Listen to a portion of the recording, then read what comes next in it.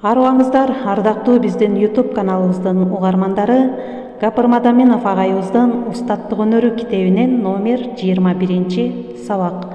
Үй тапшырмасын берүүдөгү кемчиликтер.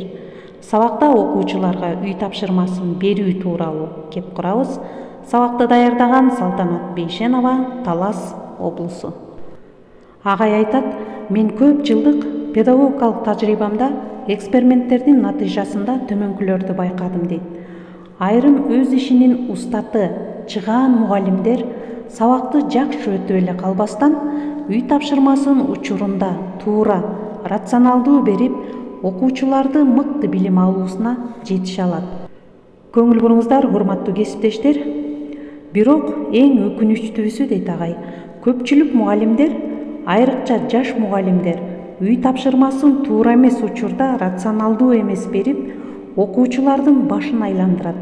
Берген билими окуучулар алып, бышыктап өстүрүүсүнө толук жетише албайт, дейт. Мен өтө көп мугалимдердин сабактарына кирип, үй тапшырма берүүдөгү төмөнкү кемчиликтерди байкадым, дейт. Анда эмесе, урматтуу кесиптештер, биз окуучуларга сабак берүүдө, тапшырманы берип жаткан учурда кандай ката кемчиликтерди кетиребиз? Көңүл буруңуздар. Биринчи, үйдө сабакка даярданганда план жазууда үй тапшырма рационалдуу тандалып пайдаланылбайт. Көбүнчө планда тапшырма мисалдын номери эле жазылып коюлат, бирок ойлонуштурулбайт. Тапшырма дифференциалдуу тандалбайт.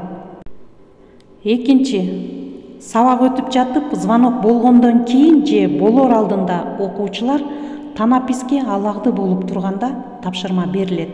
Натыйжада окуучулар алагды болуп тапшырманы түшүнбөй, үйдө аткара албай, эртеси сабакка даяр эмес келишет. Үчүнчүдөн, үй тапшырма комментарийсиз, түшүндүрүүсүз же үстүртөдөн эле түшүндүрүлүп берилет. Төртүнчү, үй тапшырмасын бергенде үлгү, айрыкча татаал тапшырмаларды үлгүсү көрсөтүлбөйт. Кээде оңой маселе, мисалдар, көнүгүүлөр класста иштелип, татаалы үйгө берилип калат. Бешинчи, маани мазмунсуз жөнөкөй китептеги сүрөттүү схеманы көчүрүп жийүү, жазып келүү көп берилет. Алтынчы, чыгармачылыкты ойлонууну талап кылган иштер аз берилет. Жетинчи, үй тапшырма аткаруунун методу, жол жобосу үйрөтүлбөйт. Чындыгында эле биз, урматтуу кесиптештер, окуучуларга тапшырма берүүдө номерди гана көбүнчөсү айтып коебуз. Мисалы, 115 маселе, теңдеме, же болбосо 25 көнүгүүдө эле. Бирок ошону окуучу кантип аткарат, кантип иштеш керек? Мына ушунусуна дагы айрым кесиптештер биз маани бербейт экенбиз. Сегизинчи, кээде ашыкча көп тапшырма берилет. Бунун дагы чындыгы бар. 9. Окуучулар чарчап, чалыккан учурда тапшырма берилет.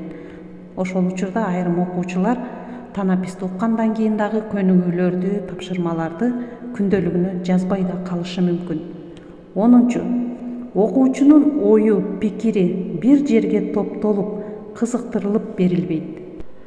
Урматтуу кесиптештер, жогоруда сиздер үй тапшырмасын берүүдөгү кемчиликтер тууралуу маалымат ала алдыңыздар. Ал эми биздин номер 22 сабагыбызда мугалимдердин сабагында байкалган мына ушул сыяктуу кемчиликтерди эске алып, агай бул кемчиликтерди кантип жоюш керек? Ошол кемчиликтердин үстүнөн иштөө боюнча берген сунуштары менен тааныша аласыздар. Андыктан каналга катталып коюңуздар. Кийинки сабактарды жарыялаганда өз учурунда көрө аласыздар. Көңүл бурганыңыздарга чоң рахмат.